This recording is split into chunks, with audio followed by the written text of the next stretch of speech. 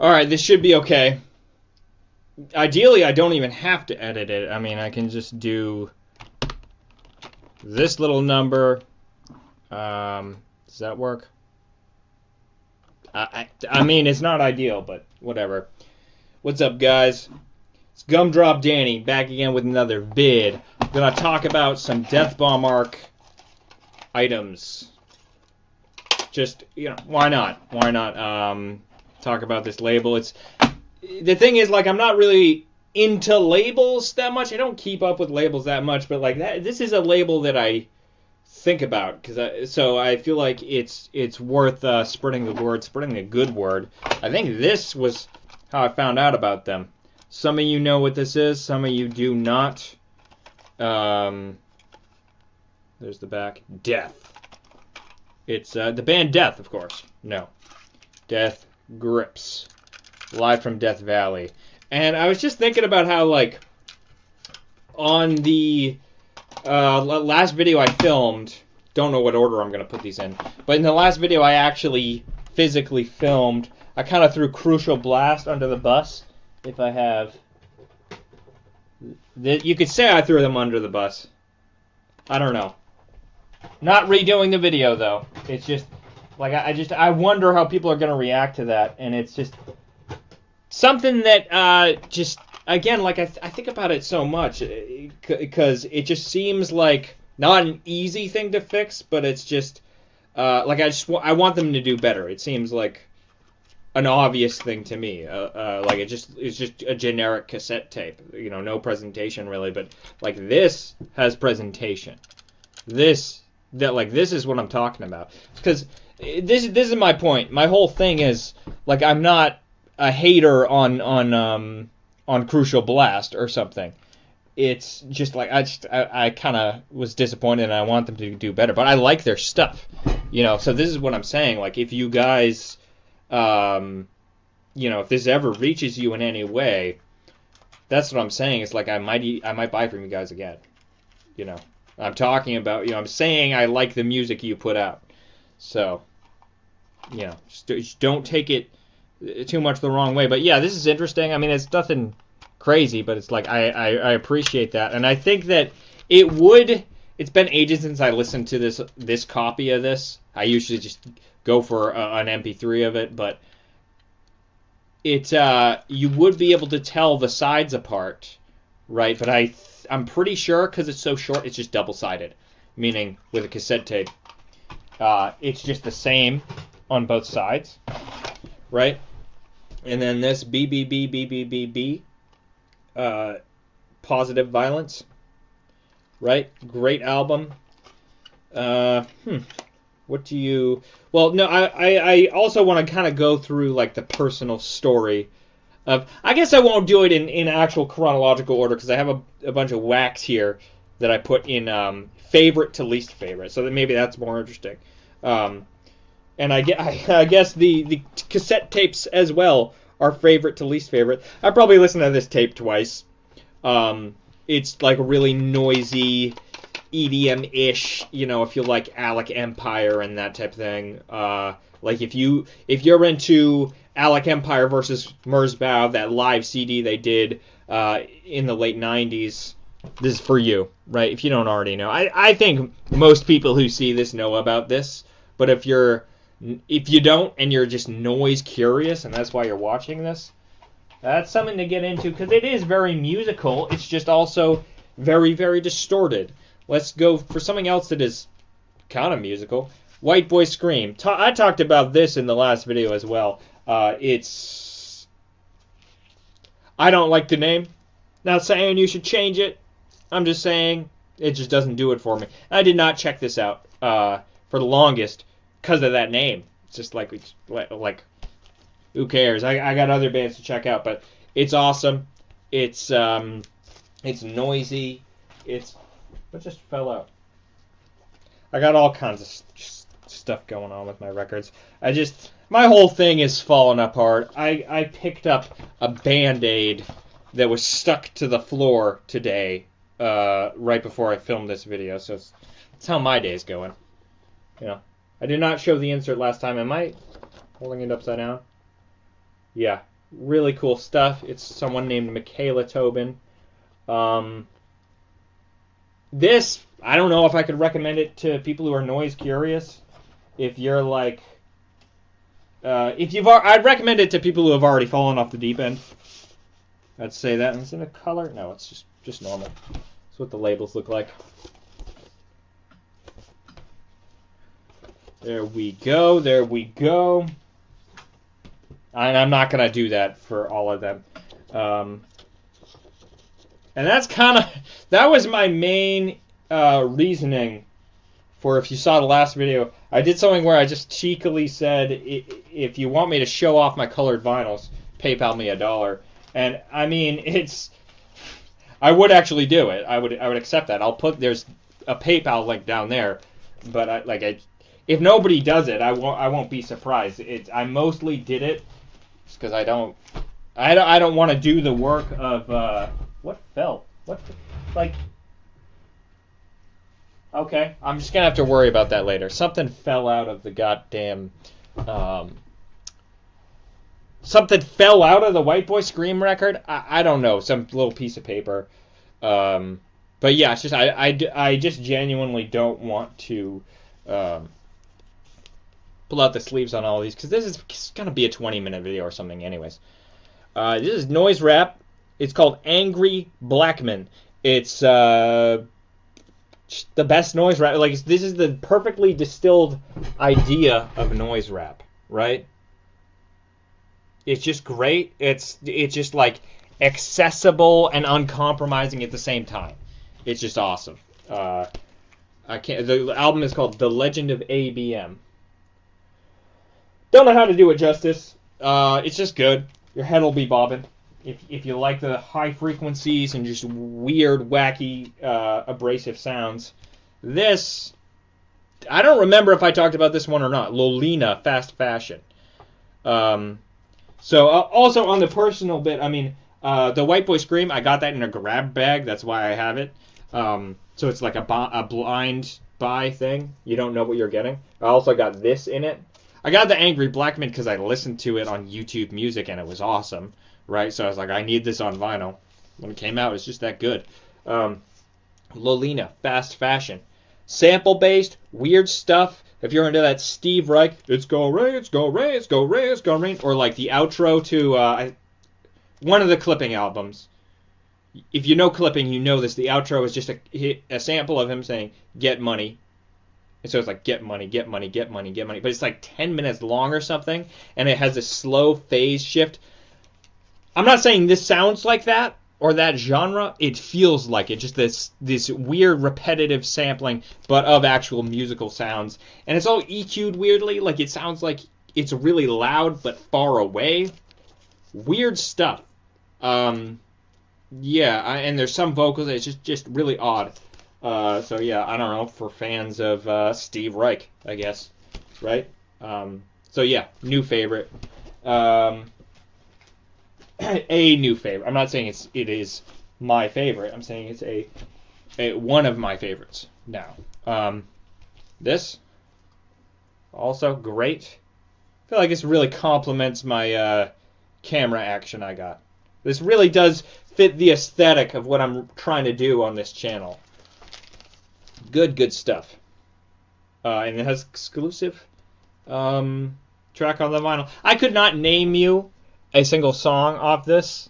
I mean, yeah, let's go. It's just I enjoy this and appreciate it immensely, but it just does. It doesn't like dig into my psyche as much as like Angry Blackman or something.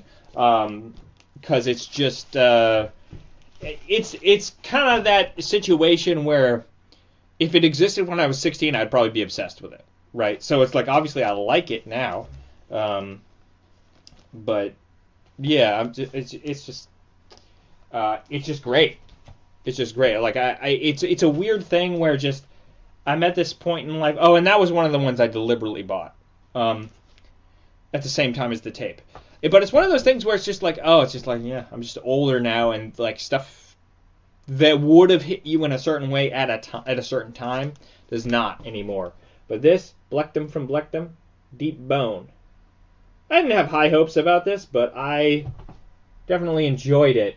And my relationship with this record now, this was another grab bag one, is I was like, I'm probably not gonna like it. I'm probably gonna sell it. But I ended up liking it. It's wacky. It's kind of,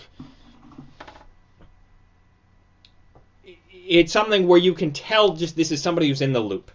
Somebody who, like some bands, no names mentioned, but it's just some bands are trying to do this thing where they're like, we're so wacky, we're so experimental, and it's just like you listen to it, and it feels like they don't even know who Aphex Twin is or something. Like, it's just, you know, I know it sounds snobby and elitist, but it's just, it is, there's just underwhelming bands, right, is what I'm trying to say sometimes, where it just feels like, oh, this person thinks they're doing something experimental, and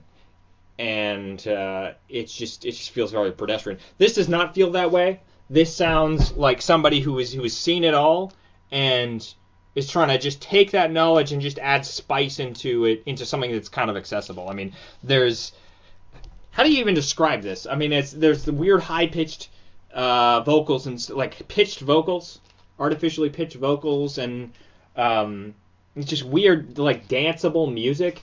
It's good. So I cut myself off earlier, but what I'm trying to say is that my relationship with it is that it's not really a favorite by any stretch. It's not really something I'm in a rush to get back to, but it's like if somebody is at my house and is like, hey, why don't you put on a record? This would be one of the first things I'd think of. And like some of the songs, one or two of the songs, they are kind of just pop songs. They almost sound like they could have been written and recorded in 2009. But just the production is different enough where it's like maybe this is influenced by PC music or something. That type of thing. So, you know, not going to apply the label hyperpop to it, but, you know, kind of in that direction with some segments of it. So, Blectum from Blectum, Deep Bone. It's also on a weird red color that is more opaque towards the middle. And then if you look closely, there's like gold flecks. So, I guess PayPal me $1 if you want to see that. You can also just ask a question or say like, hey, you know, good job. That'd be awesome. Or tell me I suck. You know, I'll read it out on camera. This one, okay, so this is, I bought this at the same time as both copies of BBB, or BBB. And I bought it because of the album cover. I actually bought both of them because of the album cover. Because this, it looks like black metal, right? I wouldn't have necessarily supposed that it was. I would suppose that it was taking some influence from it, because I guess it is. The Pumpkin Witch logo does not say black metal to me, but basically everything else does. So Pumpkin Witch, Macabre Myths from the Grimlit Grave Hills. It's good. It's like kind of SoundCloud music. You know, it's just, I hate to admit it, guys, but I actually like the album cover more than the actual music, because the actual music is good, right? It's extremely good, but it's just I would kind of say the same thing to an even further extent as I did about Positive Violence, which was that if I discovered it when I was a teenager, if it existed when I was a teenager, I'd be like, this is awesome! But now it's just, it feels like something that I appreciate while it's there, but like, you know, you can just find it on the internet in 2 seconds. Something that has that same feeling, right? So I think people are going to call it Witch House. I never really bothered to get a handle on what that term was supposed to mean, but I think parts of it, people might try to diagnose it as that. To me, it's just modern instrumental hip hop, but there's a bit of that kind of dungeon synth going on. That whole thing. I hate genres. But there's also like a Dracula Flow remix, which I did not really care for. I don't know. I mean, Dracula Flow is another thing that it just never grabbed me. If I was aware of it at certain points in my life, I may have like been obsessed with it, but it just never happened. I never got on the Dracula Flow train. People have like compared some of my lingo to Dracula Flow, but like I never really, I never just never happened. I don't think I've ever seen the whole video all the way through, but I also just I please don't think I'm a hater, because I'm really just trying to be honest and keep things interesting. Because if I'm like, yeah, it's great, I don't want to watch a video like that. So, and why would you want to watch a video like that if I'm just saying all positive things all the time? So just to be honest, like I don't really, it's not an idea I can get behind. It's just not. Now, an idea I can get behind probably is, what's on the back of this album. Now this album I have a weird relationship with. Never listened to the whole thing, and it's just I wanted to like this. This is Am in Dark Places by Sarn, S-A-R-N, and it's just, well, she is very beautiful. I love this picture. I don't think that's the artist, but there's just, this instantly grabbed me, like, oh, there's an LP of this image, because it just looks like an Instagram photo. It does not look, I don't see this image and I think, oh, that should be on the cover of an LP. So it's like that weird kind of classic thing done in a modern way. And so it's like, I like the idea of having this physical object. I listened to a song or two from the actual music online, and I was like, oh, I don't like it that much, So I was disappointed, and now I have it, and I don't want it. Another thing, they put I don't remember if I said this on camera yet or not, but the actual record itself has white labels. And I don't get it. Like I am probably gonna say this 100 times if I keep doing this channel, but it's like, what are you guys doing? Just like write the name in Sharpie and just put some pizzazz to it. I don't get it. Is that like somehow less professional than just leaving a blank white label? I'm gesturing it like you can see it, but I don't want to get that much dust on it. But yeah, I am looking to sell this. At first I was like, is it a test pressing? Or is it even like other music just shoved into the Sarn packaging? Because I don't get that. You could have some kind of standardized like little doodle quality thing. You could have the artist sign it. Like, just to me, anything but that. Like that's like having dead air on the radio. I mean, you'll see. Like that's my philosophy. Never have dead air, right? Or if you do, use it as an intentional use of negative space. Yeah, it's like the visual equivalent of dead air, and it's, well, probably some of you know what this is already, I bet, but I'm not talking about that yet. What more is there to be said for Sarn? Yeah, I don't think it's a test pressing, because if you look on their web store, and they might be out of those by now. Yeah, by the time you're watching this, they're definitely out of those by now. So I'm selling that copy on Discogs, unless something else comes up or unless somebody else bought it. Just look in the description.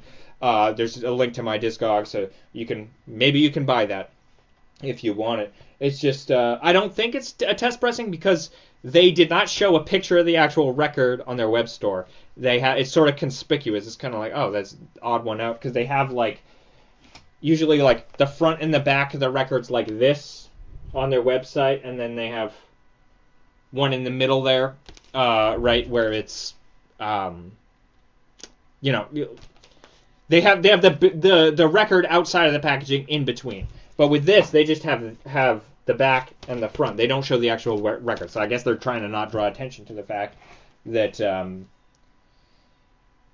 that it's just a generic label. And it's not the end of the world. It's just like, I don't get it. Like, why didn't you guys try to figure something else out? And as far as like why I don't like this, it's like purely emotional. I can't really criticize this in any way at all. I cannot criticize this in any way whatsoever. I've only listened to it digitally, and I haven't listened to the whole things, but it was like pulling teeth. Like, I don't know. I think maybe part of it's an age thing, but the production is super, super interesting and everything. Like, I feel like if I did listen to the whole thing, I'd find a lot of stuff that I liked. Oh, yeah, you probably see that. You probably saw the screen go black because I'm using a screen recorder. Whatever. No second takes. We don't do that here. It's a waste of time.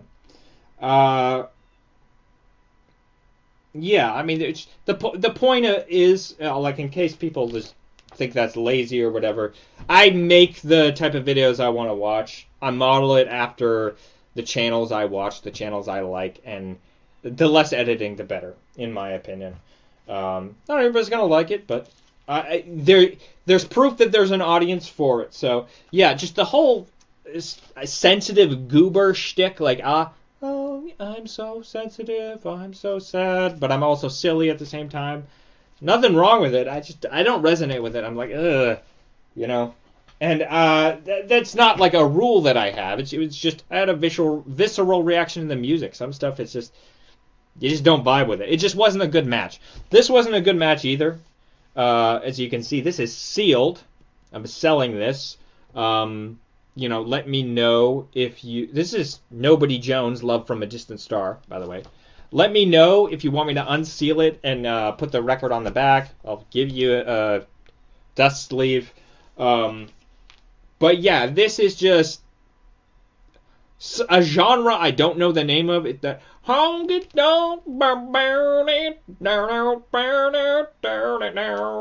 That music, is it country? I actually just don't know. It's just not my genre. You know, I always wanted to be the guy who likes all genres, but I don't think that person actually exists. If you think you like all genres of music, you haven't listened to enough music. I will say I appreciate the kind of juxtaposition of this.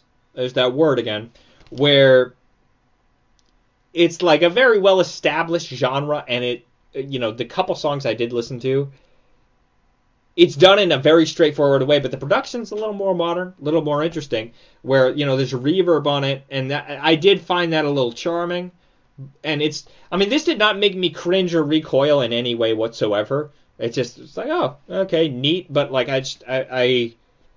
I don't have any use for it. That's kind of the best way to put it. I thought this cover was cute. I thought the name was cute. It was sort of cool how they, again, are, you know, using what to me sounds like a really old genre of music that I don't know the name of, doing it in a modern way and having modern lyrics about things like smartphones. I think that's cool. I think that's creative. Yeah. Go buy it on Discogs. That's kind of what this is about. It's kind of what the whole channel is about. I kind of detest what this platform has become. I'm not a big fan of YouTube in general. I'm not a big fan of the company that owns YouTube. I think it's, well, YouTube is wonderful. Praise Google. It's just I'm not going to get too into the weeds. I mean, the main issue with the usability of YouTube really is just most of the people making most of the stuff, or most of the stuff that you see, right? I don't have a sidebar most of the time. I use it. I'm not saying you should do this, or it's just I'm just giving you more picture, more background, more context. I like use extensions to block out all the recommendations because it's distracting. You know, I want to watch a Tim Kaine video. And so that's the thing is, like, I had some whole big thing where I was, like, moralizing about this stuff publicly and being like, nobody should use YouTube. I still think YouTube Shorts is a really stupid way to use your time. And it, like, just, it puts you in a bad place mentally. Not that it, like, bums you out. It primes you to just not care about shit, not have any kind of curiosity or meaningful engagement with things. And I don't know, I'm not going to moralize about that too much, because I think that we kind of people like to moralize about things they used to do. So it's like I'm trying to. I feel like part of that was me trying to punish people for my past actions or something. It's just projection, right? I still think YouTube Shorts sucks. I still think like so much of YouTube is awful, but you know, I want to focus more on like how much I appreciate people like Angela Collier, Brooks Brown, Tim Kaine. God, like I had a huge V Westlife is really good. One word, V Westlife. But yeah, I also kind of I'm trying to think of things in a more practical way, and just I started this channel in large part just to kind of promote my own projects and do what I'm make people aware of, like the music I'm trying to sell. I think the ultimate goal would actually be to turn harsh noise research into something like a record label, right? I'm not saying I'm going to do that. I'm not saying that. I'm not saying there's a plan. I mean, I said ultimate goal, but we'll just nix that. I'm saying if I am able to, I will think about it. You know, if I can get in touch with the right people and get stuff done, have it done professionally, no blank labels on albums, no generic cassette tapes, nothing like that. You know, high effort stuff. Because if you're gonna do it, you better do it right. Better like make people happy. But that might never happen. Either way, you know, I want to have some kind of platform to make people aware of my existence, so that, you know, I can make more money through Discogs or whatever else. So yeah, thanks for watching, guys. Check out the Discogs. Is there anything? What do people say at the end of videos?